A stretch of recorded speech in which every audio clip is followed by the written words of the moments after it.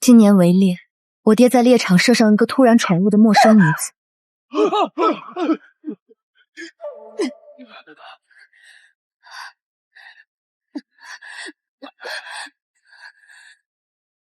爹，18年前你去大明湖游玩时借宿在我外祖父家，与娘暗生情嫌。临走前，你说定会八抬大轿回来娶她，可娘等了你一辈子，你却另娶他人，你这么做对得起娘吗？天哪，这可是许大人的风流债啊，连信物都有，这下看许大人怎么交代。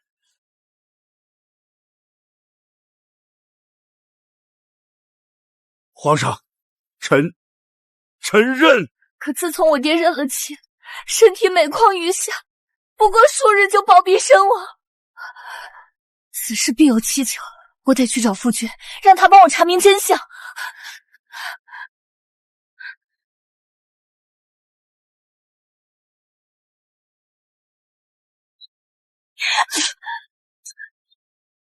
对外就说许大人是因为心中有愧，觉得对不起发妻，自尽身亡，而他女儿伤心欲绝，撞棺而死。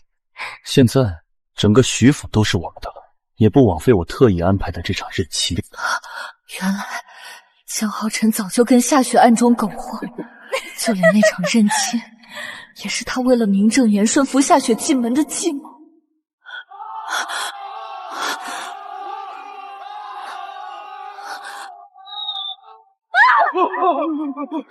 我居然回到了围猎这天，而我爹又一次射中了突然冲出来的夏雪。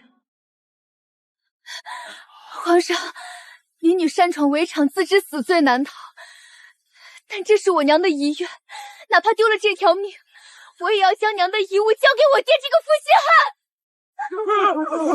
汉。许正，你就不想说些什么吗？18年前我游历南州时，确实因为大雨投宿一农户家。当晚在农户主的热情邀请下，我不小心多喝了几杯，当时醉得不省人事。可是我也不敢确定那晚到底发生了什么。瞧许大人这副模样，分明是心虚了。姑娘说的有鼻子有眼，看来那一晚当真是……许淼淼，你爹仗着自己是本朝第一位状元郎，自命不凡，没想到竟然也会做出这种毁人一生的龌龊事来。就是可怜了那姑娘，要是真有个三长两短，你爹可就成了亲手杀死自己亲生女儿的杀人凶手了。事情尚未查明，御史夫人还是先听完事情经过，再做判断吧。我过去竟没有察觉，他们之间的相处如此不同寻常。上一世，我竟误信了江浩辰说，我只是不想让你爹背上一条人命，害得我和爹最后都死不瞑目。爹，许淼淼，皇上面前你想干什么？现在夏姑娘还生死未卜，你就不要在这个时候添乱了。爹，虽然夏姑娘有您的画卷和令牌，但这也不足以证明她就是爹的女儿。女儿觉得还是当着父亲的面滴血认亲比较稳妥。妹妹，你是在怀疑我的用心，还是不想我认祖归宗，占了你许家大小姐的身份？如果是这样，我宁愿一死，以证清白，免得被人认为是贪图富贵的小人。走开！既然这里没有人愿意相信我，干脆让我死了。夏姑娘，使不得，你不能为了犯错的人来惩罚自己。如果你的身体真出了什么问题，那岂不是亲者恨，仇者快？做错事的人是你爹，现在你又想生生逼死夏姑娘吗？江夫人，既然你已嫁作江家妇，就不要掺和娘家事了。许大人，错误已经犯下，你现在应该想想如何弥补，而不是选择逃避。没错，夏姑娘为了认亲吃了这么大的苦头，许大人以后可要好好对待你这个大女儿啊。皇上，臣女这么说绝对不是为了帮父亲逃脱责任，臣女只……淼淼，别说了。皇上，这位夏姑娘或许真是臣流落在外的女儿。待臣弄清所有事情后，臣一定给皇上和夏姑娘一个交代。爹，您糊涂啊！你这么不明不白的就将夏小姐接入府中，到时候如果查明她不是爹的女儿……够了！许小姐，虽然外祖家不如你们许府富贵，但我也不能任由你这般羞辱。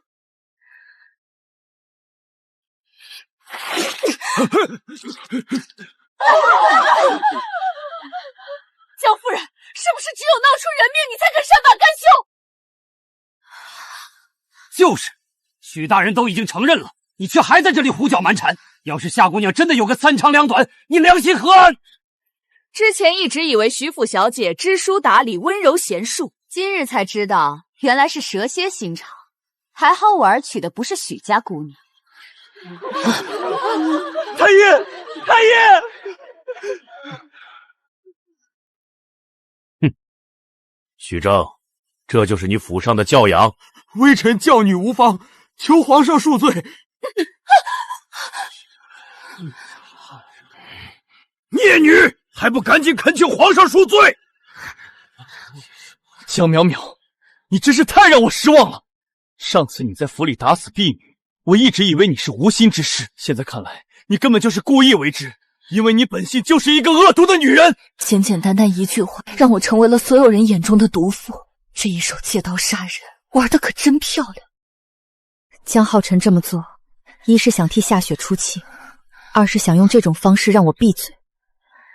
但我不会让他们如愿。18年前，我爹在南州时，确实在一农户家留宿过一晚，可那晚他醉得不省人事。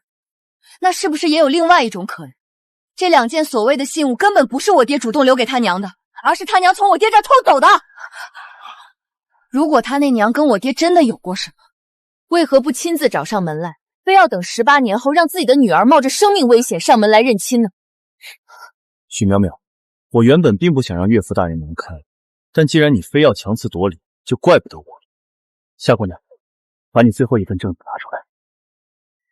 这是许大人当年临走时留给我娘的信，他让我娘在家等他上门提亲，可谁知这一等就是18年，我娘就是在这无尽的等待中苦苦熬死的。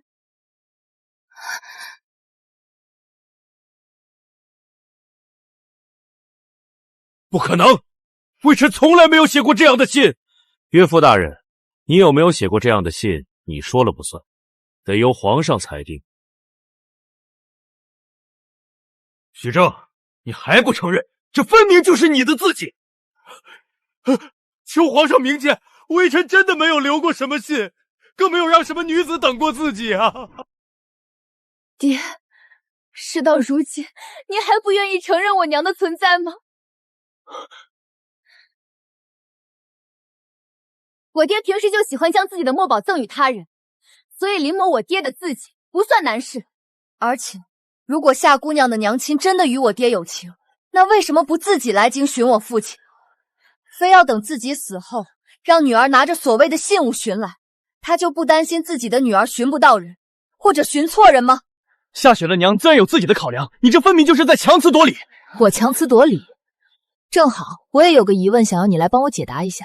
夏姑娘既是来寻我爹的，为什么没有找我爹，也没有找我，而是先找上了你，我的夫君？莫非你们之间还有什么见不得光的交易，或者什么别的关系吗？你胡说八道！我也是在路上偶然碰到夏姑娘，听到她的遭遇后觉得十分可怜，所以才想帮助她的。我看你就是心脏，所以看什么都是脏的。我不能有丝毫惬意，只要我退让一步，等待我和我爹的就是死亡深渊。上一世，我爹原本有望坐上宰相的位置，就是因为这件事，就是因为这2个人，不仅大半生的努力都变成了虚无，死的时候都背着骂名，所以这一世，就算拼得鱼死网破，我也不会让他们如愿。夏姑娘，寻死灭活这招用1次就够了，多了就不可信了。皇上，臣女并非无事生非，而是认亲之事事关重大，绝不能仅凭几件有伪造嫌疑的信物就草草认定。那你想如何？臣女以为还是当众滴血认亲最为稳妥。如果苏姑娘真的是我们许家的女儿，那我爹一定会认回她，我也会当众跟她道歉。如若她不是，那就不仅仅是欺骗我爹这么简单了。当着皇上您的面说谎，这可是欺君之罪。行，既然你非要滴血验亲，那我就成全你。但如果验亲结果证明夏姑娘就是徐府的小姐，你不仅要跪下磕100个响头，还要自请下堂。我们江家要不起你这蛇蝎毒妇！我才不在乎是否要我自请下堂，但他眼中的笃定，让我心里隐隐有些不安。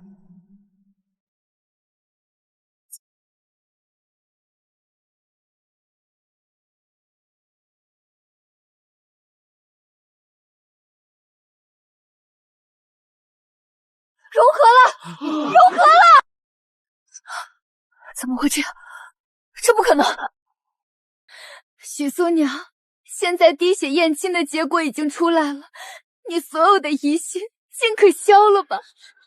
许大小姐，现在你可以跪下跟夏姑娘磕头道歉了。怎么会这样？这不可能！上一世，我明明亲耳听到江浩辰说，这一切都是一场阴谋。难不成重活一世，我依旧无法改变自己和爹的结局？皇上，这水有问题，这水有问题，这水一定有问题！许淼淼，事到如今，你竟然还在胡言乱语！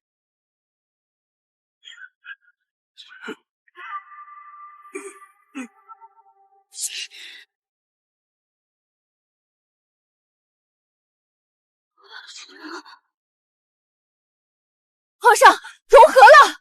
这个太监的血跟我爹和夏雪的血也融合在了一起。皇上，这水一定有问题，我爹总不可能跟太监还有血缘关系吧？融合了，真的融合了！皇上，这么多人的血滴在里面都能融合，这事一定有猫腻。这怎么可能？连太监的血居然也能融进去，这碗清水绝对被人动了手脚，当着痛眼的面弄虚作假，这胆子也太大了。皇上，微臣之前还觉得这突然冒出来的夏姑娘可能真的是臣流落在外的女儿，现在这么看来，也许小女说的没有错，今天发生的这一切，或许都是一场阴谋。有些人当着您的面都敢弄虚作假，臣恳求皇上一定要彻查此事。皇上，这可是欺君之罪，臣女求皇上给我和我爹一个公道。好啊，真是好啊！如果没有发生今天的事，朕还不知道有些人能力大到连朕身边伺候的人都能买通了，朕还当真是小瞧了自己养的这些臣子们。皇上息怒！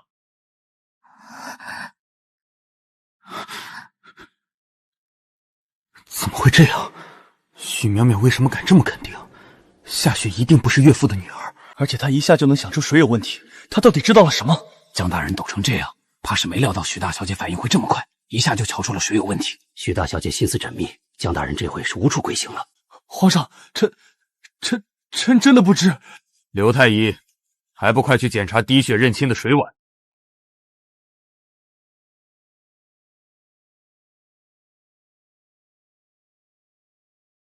启禀皇上，这水中被人添加了少许白矾。古书有记载，将白矾置于水中，不是亲生亦可相容。若将清油置于水中，是亲生也不可相容。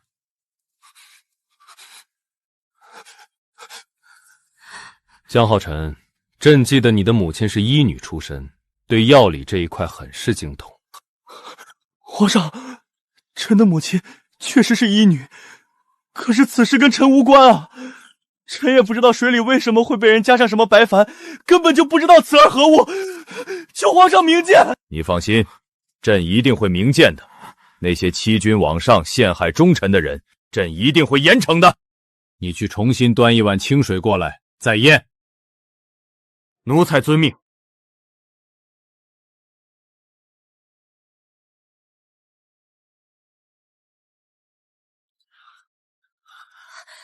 怎么办？再做一次就暴露了，那可是欺君之罪啊！夏姑娘失礼了。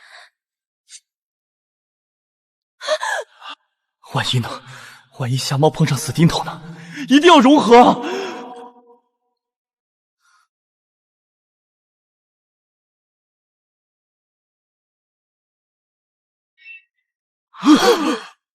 刚刚那个端水的太监呢？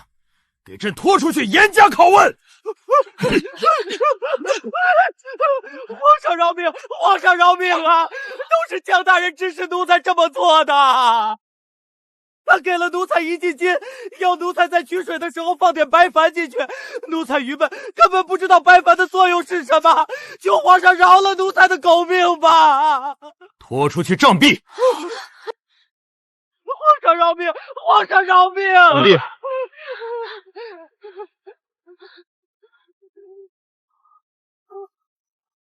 皇上，都是这个狗奴才冤枉臣，臣没有那么做过。许大人可是臣的岳父大人啊，要是他出了什么事儿，臣也是会受影响的呀。臣根本没有理由那么做啊。皇上，民女也不知道为什么会变成这样。这些物件真的是民女的娘亲交给我的，也是娘亲让我来京城寻亲的。也许是民女找错了人，不知者无罪啊。皇上，臣也只是好心办了坏事。臣是看在夏姑娘的身世实在可怜，动了恻隐之心才想着帮她的。臣想夏姑娘应该也只是因为伤心过度，误解了她娘亲的遗言。求皇上原谅臣和夏姑娘的糊涂吧。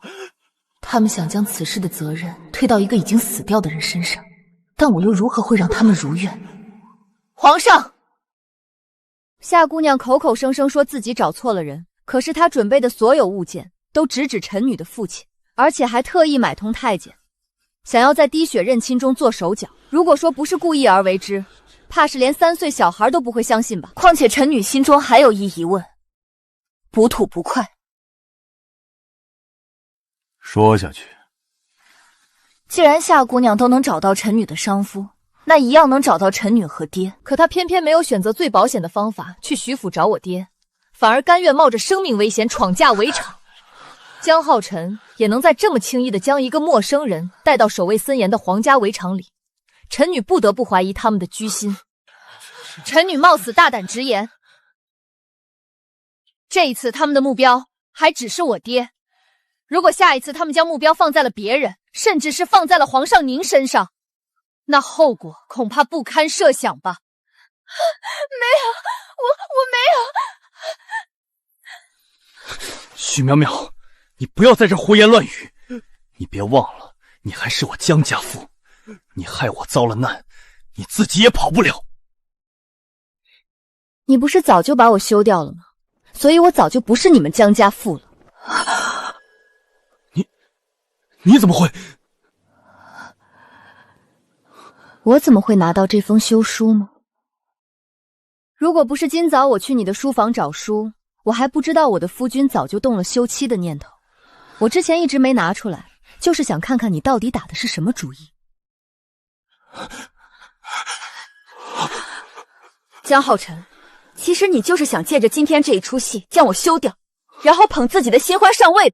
上一世我在死之之前才知道，原来江浩辰早就写好了休书，只是重活一世，我没有时间去找出那封休书，所以我只能模仿他的字迹伪造一封。江浩辰一定不会仔细看我手里的休书，因为在做贼心虚的人眼中，假的就是真的。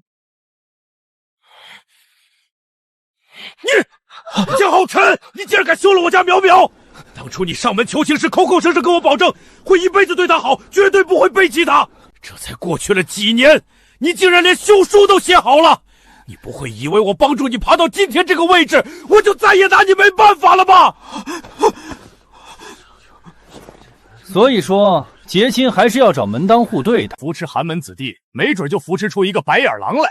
许大人，你这个女婿可厉害着呢，竟想出让人来冒充你女儿的方法来谋夺你的家产。这哪里是趴在你身上吸血啊？这简直就是要把徐府啃得连渣都不是。你们胡说八道些什么？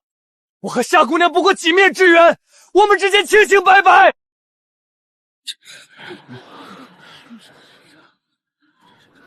许淼淼，我知道今天的事情是我错怪了你，那封休书也是因为你上次残忍打死府里丫鬟，我一时气急才写下的。明明是你自己有错在先，你现在竟然还当众污蔑我！这江大人又拿打死丫鬟的事来说嘴，当真是黔驴技穷了。就是一码归一码，就算江夫人有错在先，也遮掩不了她勾结外人买通太监，想在滴血认亲里做手脚的恶行。夏姑娘，如果跟你狗齿的人不是我的夫君，那请问你肚子里的孩子又是谁的呢？按照我们大晕朝的法律，未婚有孕可是属于通奸，是要下大狱的，你可要想好了再说。这不可能，这么私密的事情，他到底是怎么知道的？我和江浩辰谁都没说，许淼淼到底是怎么拿到这个消息的？我没有，求皇上明鉴，我没有。你有没有？太医一查便知。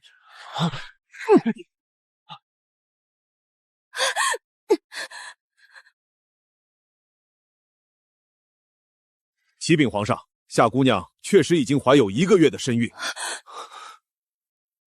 你们还不说实话是吗？还是说你们想去宗人府走一遭？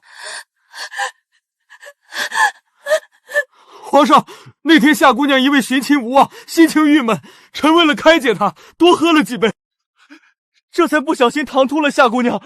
臣也是因为心怀有愧，所以才想帮夏姑娘找回亲人。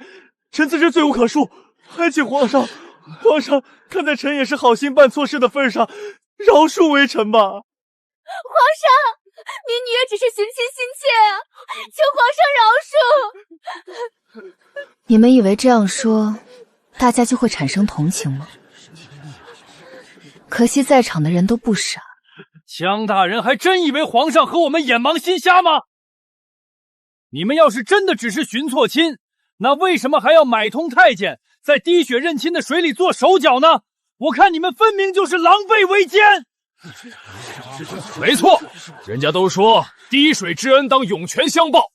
你非但不记得许大人对你的提携之恩，还如此算计自己的恩人，也不怕遭报应。还好许小姐机警，不然糊里糊涂的将此等毒妇认回府中，还不知道会闹出什么事情来。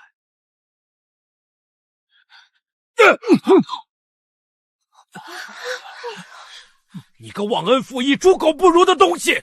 老夫这是瞎了眼，才会把自己唯一的女儿嫁给你。皇上，此种不忠不义之徒，你一定要严惩不贷呀！想办法撬开他的嘴。皇上饶命！微臣这就把知道的全都说出来。都是他，是他在酒里动了手脚，害我一时失了分寸。他又拿腹中的孩子为由，要我帮他冒充徐府的千金，不然他就去官府告我欺负了他，毁了他的名声。皇上，臣做这一切都是被逼的。江浩辰，你说什么呢？明明是你主动找到我，要我帮你想办法拿走徐府的家产，现在出了事，你竟然想将所有责任推到我头上。既然你无情无义，就别怪我翻脸无情！皇上，民女要举报，江浩辰因为欠了数百万两赌债，所以才找到民女，想要这个贱人，你给我闭嘴！江浩辰，你这个懦夫，我真是瞎了眼才会相信你的鬼话！放肆！你们这是想造反吗？来人，把他们给我分开！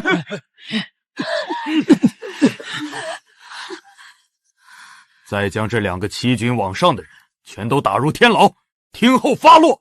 皇上，臣女从未苛责过任何家仆，所以臣女手中的休书做不了数。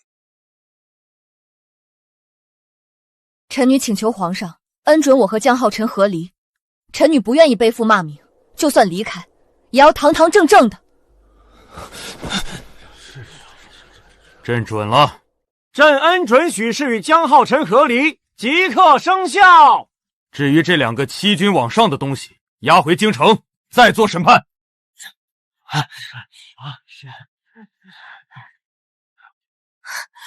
呸！买通太监，通奸谋产，真是罪有应得。落得这般下场，真是活该。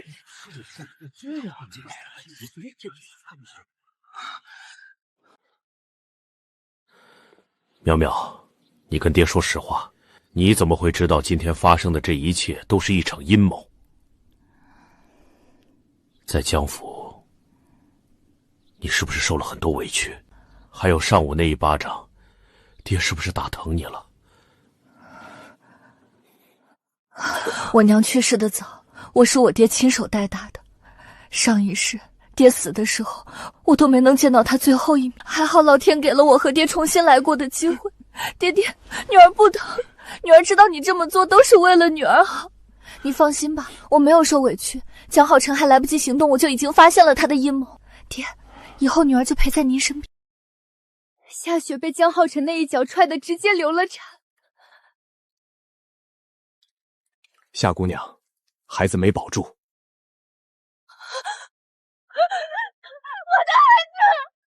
的孩子！唉，恐怕你以后都不能有孩子了。启禀皇上，猎场认亲一事已经查明，江浩辰的确因为迷上赌博，在外面欠了很大一笔赌债。他让夏姑娘配合演这么一出大戏，想来也是觊觎许家的钱财。混账东西！身为朝廷命官，不思报国，竟做出这等败坏朝纲、侵占岳家的丑事！传朕旨意，革了江浩辰的职，流放宁古塔。谢陛下还老臣一个公道。江大人，皇上的旨意下来了。皇上有旨，革职流放宁古塔10年。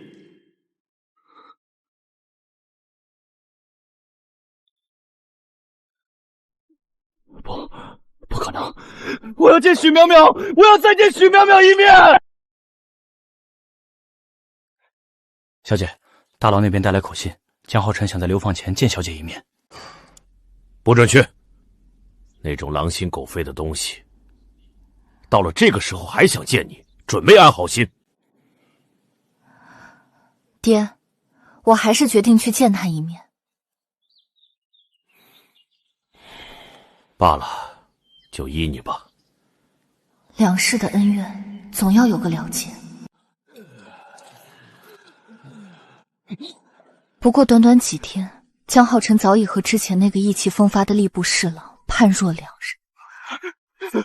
苗苗，我知道错了，我真的知道错了，我真的一点都不喜欢夏雪那个贱人，我只是被钱逼得没办法啊。你让岳父大人帮我求求情好不好？我真的不想去宁福特啊。求情？江浩辰，你是怎么有脸提出这种要求来的？而且这可是皇上亲自下的旨意，你觉得我爹可以让皇上收回成命吗？那你等我10年好不好？10年后等我回来，我一定全心全意的对你好。等你10年，真是可笑。一想到上一世江浩辰对我和我爹的狠辣无情，我就恨得牙痒痒。最后徐府所有的家产就落到了夏雪的手中。你怎么会知道的这么清楚？我为什么会知道这些事，你不用管，你只要知道你和夏雪的计划已经落空了。我可听说去往宁古土的路上危险重重，宁古土那里环境恶劣，你就这么肯定自己能熬过那10年？苗苗，我错了，我真的知道错了。第二天，江浩辰还是被押着前往宁古特。走快点，磨蹭什么？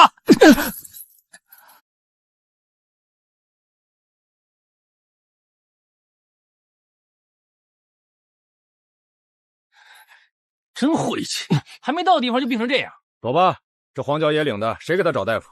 随他自生自灭。不能死，我不能死在这里。许苗苗，你以为这样你就赢了吗？若不是你，我怎么会落到今天这个地步？许苗苗，你别得意，等着瞧。苗苗，快尝尝这新沏的茶。谢谢爹。重活一世，我只希望我和我爹要好好的。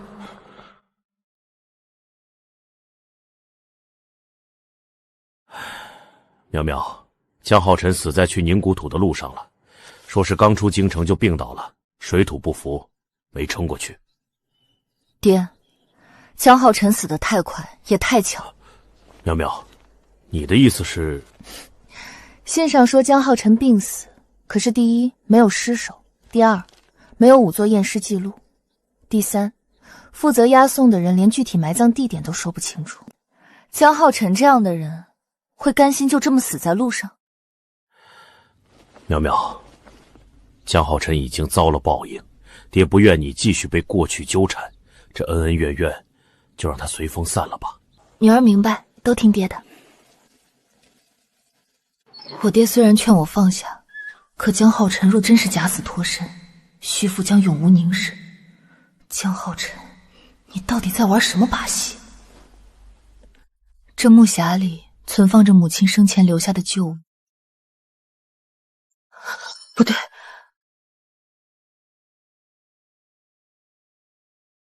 香灰。徐府上下从不用这种劣质香，有人偷偷进过我的闺房，动过我的匣子。我那苦命的儿啊，你死得好惨啊！你纵然犯了错，也已经用这条命偿还了。徐淼淼，你这个心狠手辣的毒妇！我儿浩辰死在流放的路上，连个全尸都没留下。你身为他的妻子，如今他尸骨未寒，你却连一炷香都不愿意为他上吗？你的良心被狗吃了吗？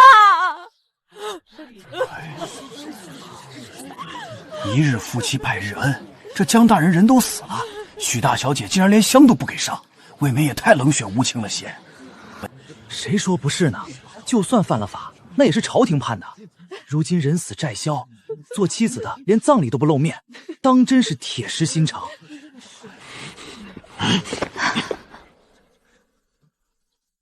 爹，不用。许淼淼，你今天不给我儿一个交代，我就一头撞死在这棺材上。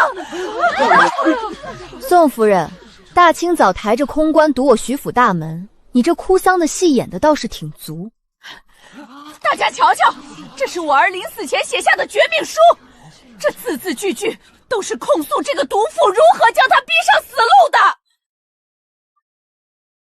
连绝命书都写了，看来这江大人死前怨气大狠呐！枕边人都被逼成这样，这许大小姐真是铁石心肠。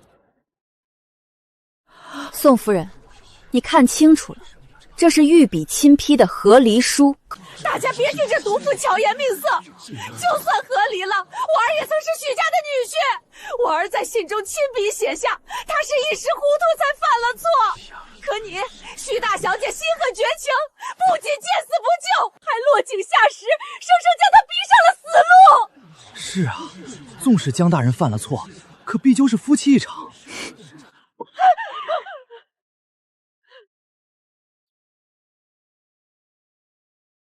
宋夫人，你说这封信是江浩辰在流放边土的途中临死前写下的绝笔？当然，那字迹就是我儿的，绝无虚假。既然是流放途中写下的绝命书，为何用的却是京城文宝斋才出售的新墨？文宝斋新产的松烟墨，墨香中特意加了薄荷老祛湿防稠，墨迹干枯不超过10日。江浩辰死了半月有余，又是在千里之外的荒原上，难不成他还能回京城买墨写字？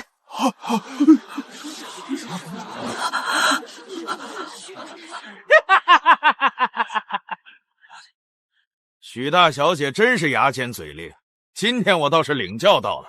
不过，就算这封绝笔信是假的，许大人签字画样的这张欠据可假不了。这不可能！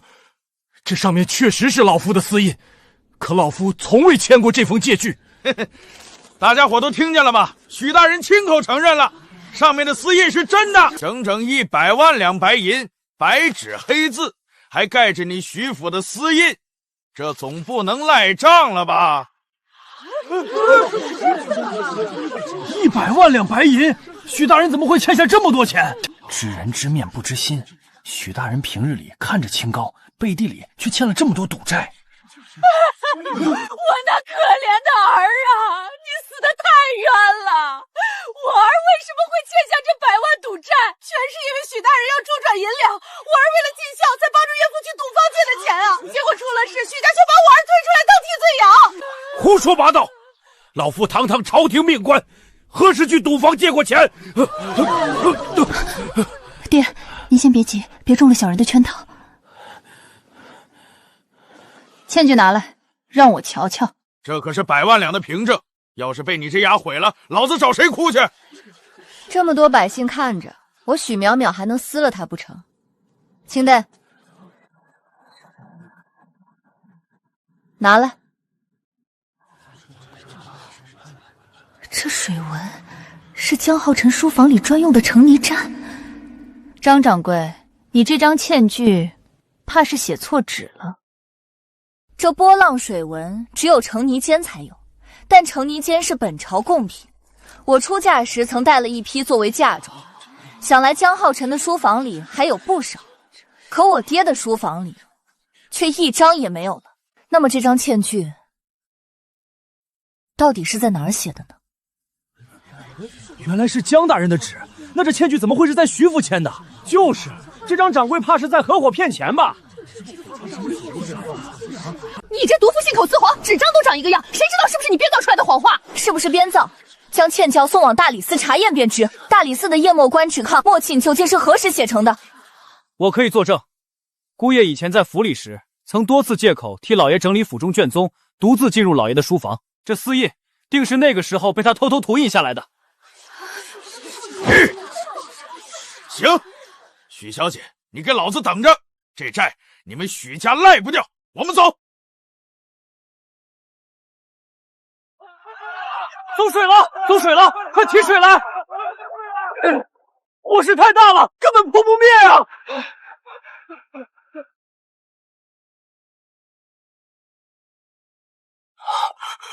老夫的旧印踏板，里面有证明老夫私印政委的旧印踏板啊，全在里面。这把火烧得这么巧，绝对不是意外，定是有人想要销毁伪造私印的铁证。都烧没了，证明老夫清白的旧印踏本全烧成了灰。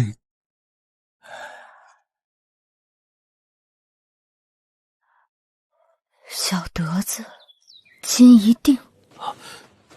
小德子，围场那个在水里放白矾，最后被皇上杖毙的小太监。有人把给小德子的封口费记在了账上。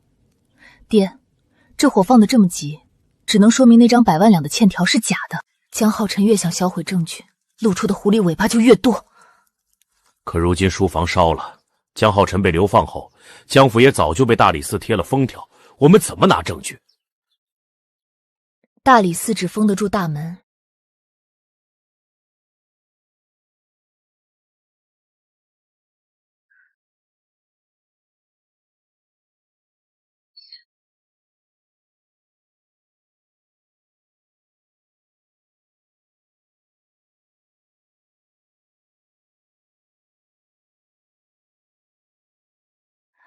有人！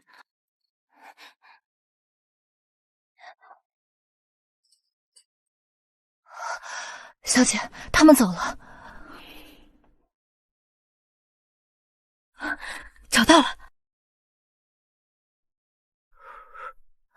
小姐，赌坊欠债、贿赂小太监这些，上面都有记录。不止这些，还有一笔汇给南州柳氏白银100两的记录。这个南州柳氏究竟是谁？人已送出，尸不可归京。尸不可归京，小姐，这是何意？江浩辰怕是早就动了假死的心，他的死绝对是个局。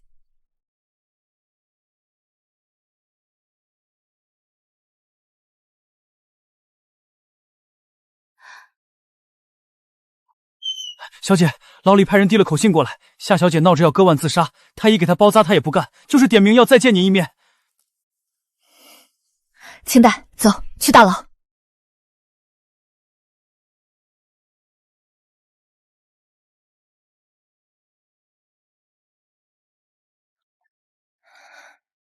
许淼淼，你终于肯来见我了。你是来看我的笑话的吗？不是你叫我来的吗？我没那么多闲工夫，你到底想说什么？我想告诉你，围场的事都是我一个人谋划的，与江浩辰无关。你休想从我嘴里套出别的话！你倒是一片痴心，可惜江浩辰已经死了，流放的路上。你骗我，浩辰不可能会死。官报在这儿，信不信由你。不仅如此，江浩辰的母亲宋夫人今天早上抬着棺材堵在徐府门口，口口声声指责是你这个贱妇勾引他，才害他落得这般下场。宋夫人已经把买通太监、谋财等罪名全都推到了你一个人的头上，你还在这自我感动。江浩辰，宋夫人，你们好狠的心！我都流产了，你们竟然还要我顶罪！徐小姐，我把我知道的都告诉你，我娘根本没有死。那幅画和徐府令牌确实是我娘给我的，可那封书信是宋夫人亲自密谋伪造的。她为何要这么做？她跟我娘说，只要我成功进了徐府的大门，等许大人和你一死，我就可以以许家大女儿的身份名正言顺继承家产。还有，江浩辰在流放前买通了一个差役，他还亲口对我说，等风声过去就换一个身份回京。许小姐，我娘什么都不知道，她是无辜的。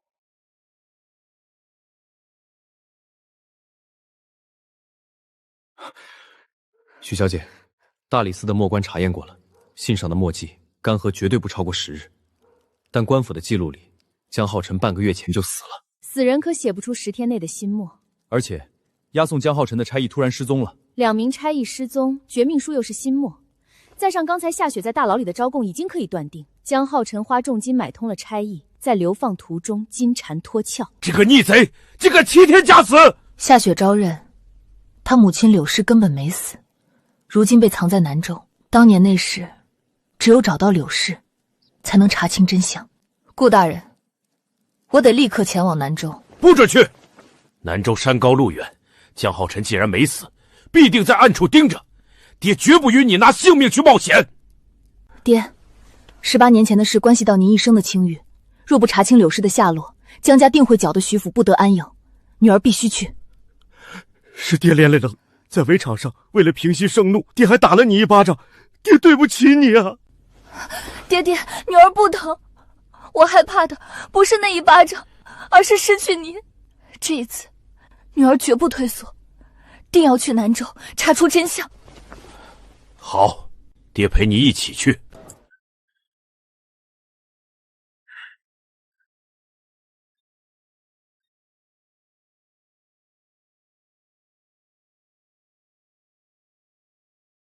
小姐老爷，奴婢在村口找到了这位老人家，他当年是柳家的邻居。老人家，您仔细想想，18年前这户人家的姑娘有没有苦等一个男人一辈子？苦等？当年柳家丫头哪里受过什么苦？那男人前脚刚走，柳丫头就拿着一块金灿灿的贵重令牌，在村里四处炫耀，逢人就吹嘘，说自己迟早会成为京城的贵妇人。她四处炫耀，可夏雪明明说她娘是含恨而终。什么含恨而终？柳丫头根本不是什么痴情女子。多谢老人家，爹，咱还是进去看看。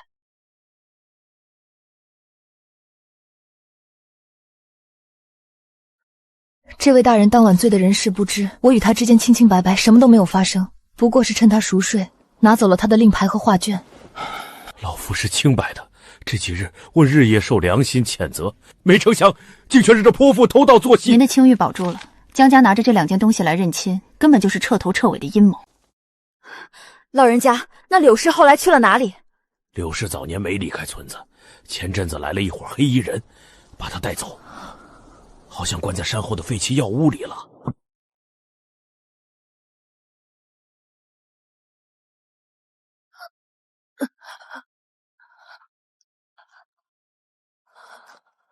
你就是他？别杀我，我没逃，别再给我灌药了。柳氏，你好好看看，我是许大人。许大人，真的是你，救我，救救我！柳氏，你女儿已经招了，数月前是不是宋夫人找到你，逼夏雪去京城认亲的？是她逼我的。宋夫人拿我女儿的命威胁我，她还逼我把18年前许大人借宿的每一个细节都讲出来，记在纸上，让我女儿背熟。这是宋夫人之前写给我的密信，我偷偷留下了一封。入府之后，先取得许正大人的信任，再寻机会在饭食中下慢性毒药，让其久病不起。他从一开始就想要老夫的命。原来如此，上一世爹爹认亲回府后，不过数日就暴毙身亡。竟是夏雪封了宋夫人的命，给爹爹下毒。柳氏，宋夫人原本想下的究竟是什么毒药？是一种叫……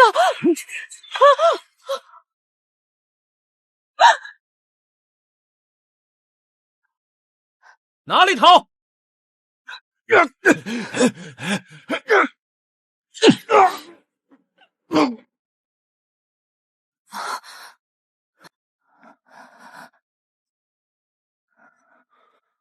果然是江府的旧妖牌，江浩辰，你当真急着灭口？柳氏，差一点死无葬身之地的滋味如何？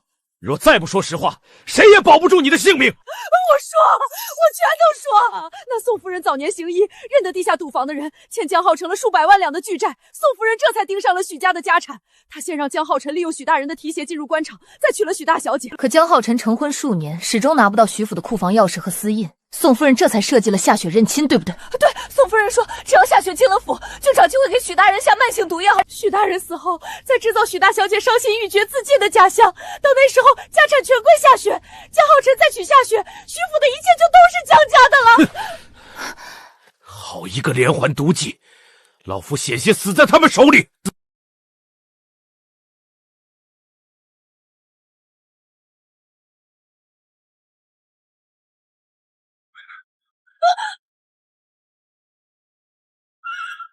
有奸商，保护小姐和老爷！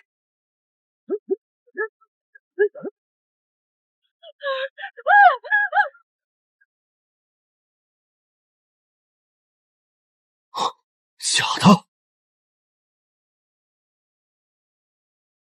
真正能给江家定罪的密信，早就由清代走水路送往京城了。你手上的，不过是一叠废纸。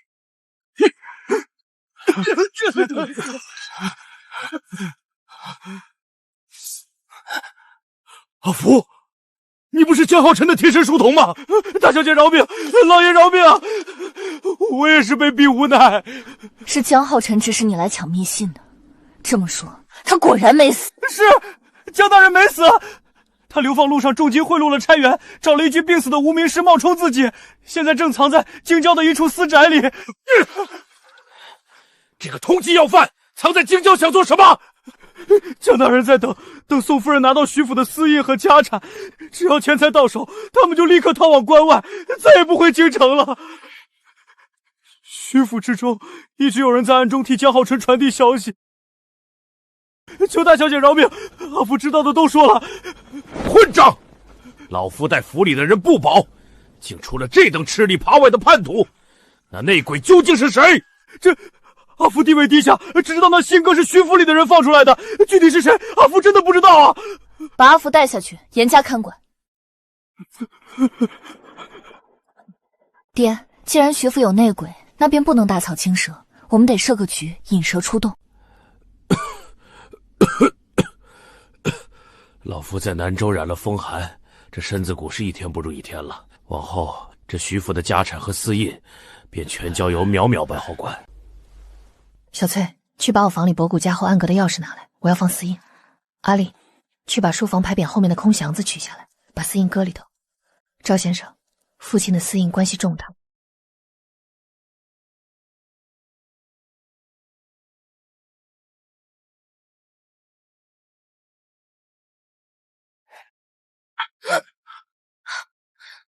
老奴在此查账，大小姐这是要干什么？账房先生，我白日里跟三人说了3个藏印之处，可偏只有你这木箱被撬了。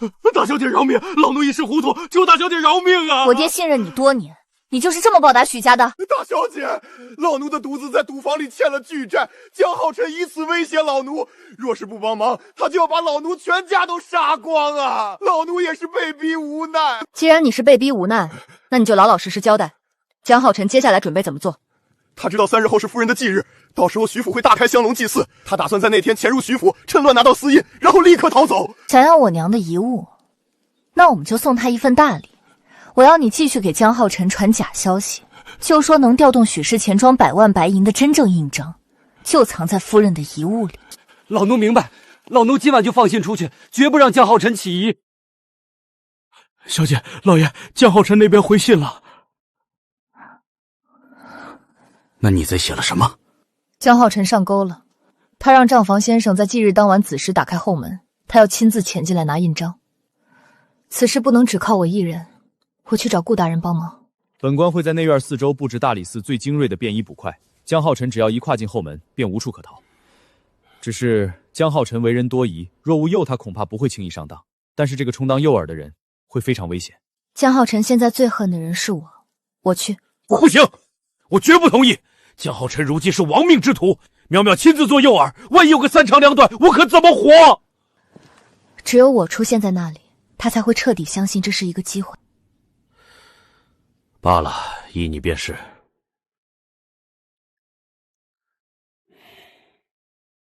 去准备一套大小与淼淼身形相仿的女装。无论如何，老夫不能让淼淼再去涉险。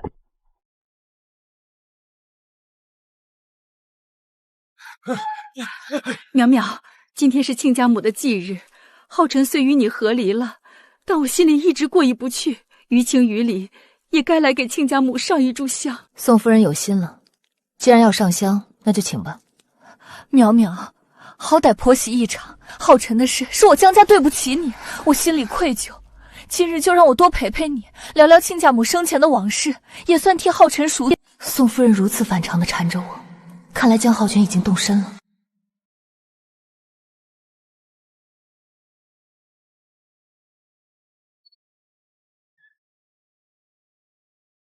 一瘸一拐，果然是江浩辰。江浩辰，别找了，印章在我这儿。淼淼，你果然还是舍不得我死。你以为你在猎场上赢了一回，就能彻底摆脱我？你现在不过是个名声败坏、无人敢娶的弃妇。把调动钱庄的印章交出来，等我拿了钱，或许还能留你一条贱命，带你一起去关外当个小妾。许正，怎么是你？许淼淼呢？逆贼！你想害我许家，今日老夫便要亲手送你这个活死人去见阎王！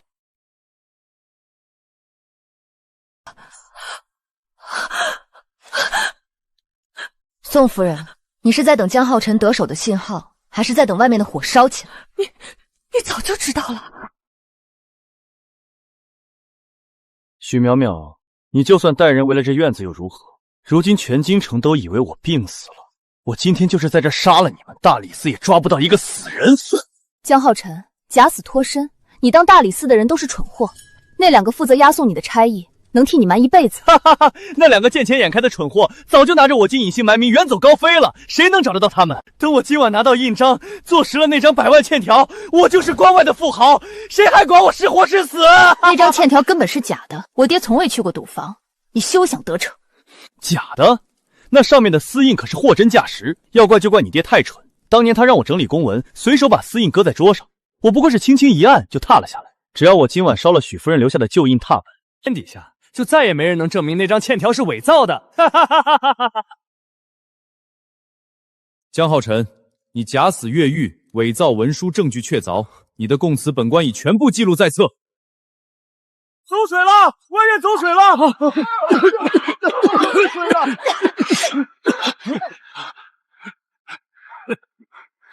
谁敢过来，我就一剑刺死这个老东西！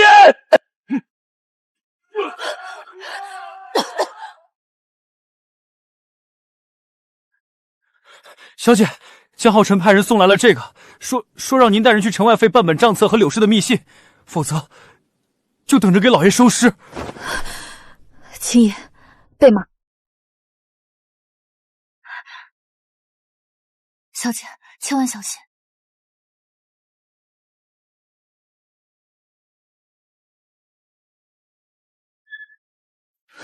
淼淼，别管我，你快走！老东西，闭嘴！江浩辰，你要的账本和密信都在这里，放了我爹！把匣子扔过来。还有，把桌上这封承认徐府欠赌坊100万巨债的文书签了。淼淼，你先把匣子扔过来，只要我确认账本是真的，自然会放了你爹。若是你敢耍花样，我立刻一把火烧了这账本，让你们父女死无全身。宋夫人，你急着要这账本，是想拿了钱自己逃命，还是真的打算分给你的宝贝儿子一半？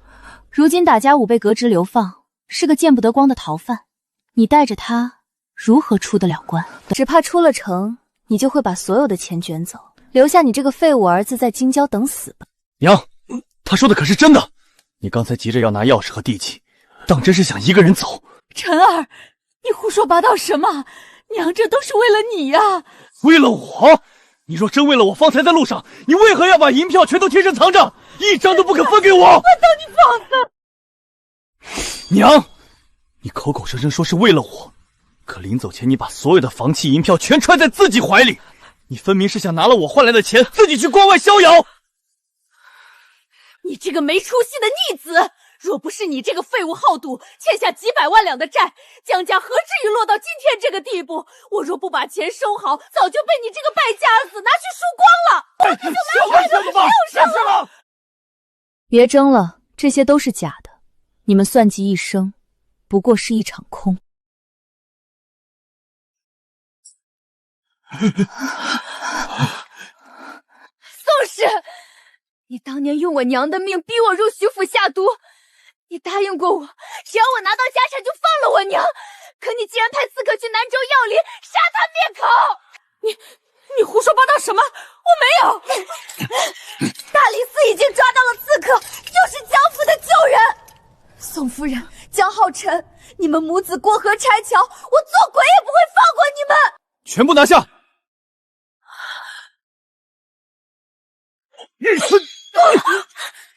徐淼淼，老子先杀了你垫背！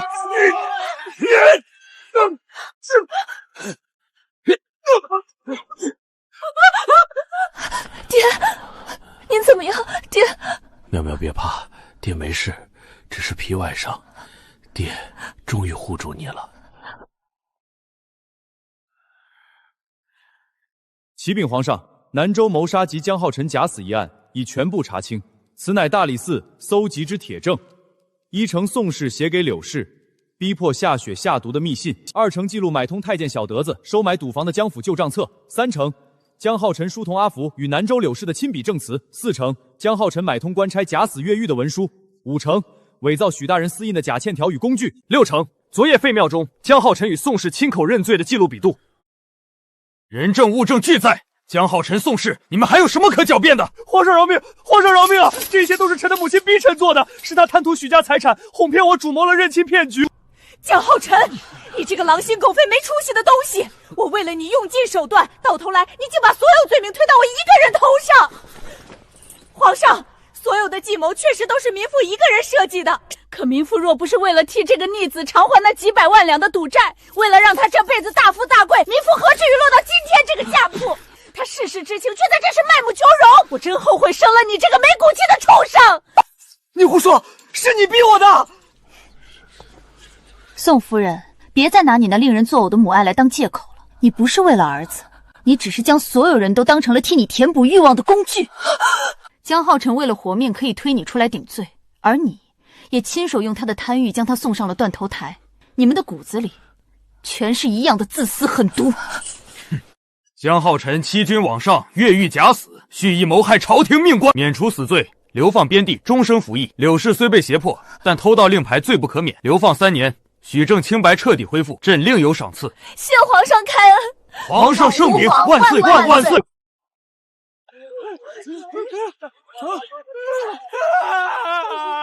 呸！买通太监，通奸下毒，真是活该五马分尸，连恩人都算计，简直是畜生！砸死他们！两世恩怨，你们终究用命偿还了。爹，这一世我们赢了。淼淼，皇上念及为父清正，历此大难仍对朝廷赤胆忠心，有意重新委以重任。那爹的意思推辞是，这大半辈子我在官场争名夺利，险些遭了小人毒手，更差点护不住你。往后为父不再追逐高位，只想多陪陪我的宝贝女儿，过几天清闲日子。小姐，江家占去的那些嫁妆铺面，大理寺已经全部帮咱们收回来了，连带着江浩辰名下的那几处私产，也都划到了咱们徐府名下。好，清代，把城东最旺的那间铺子腾出来，我要改建成绣坊。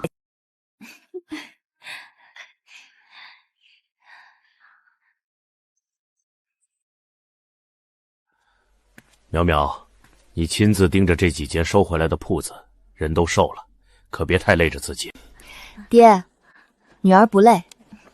你看这些绣娘，都是孤女或是被夫家危弃的女子，她们可以靠自己双手养活自己。女儿越发觉得，女子的命运只能紧紧握在自己手中才行。好，为父支持你。往后你有什么打算？爹，女儿也只想好好活成自己。哈哈哈哈哈哈！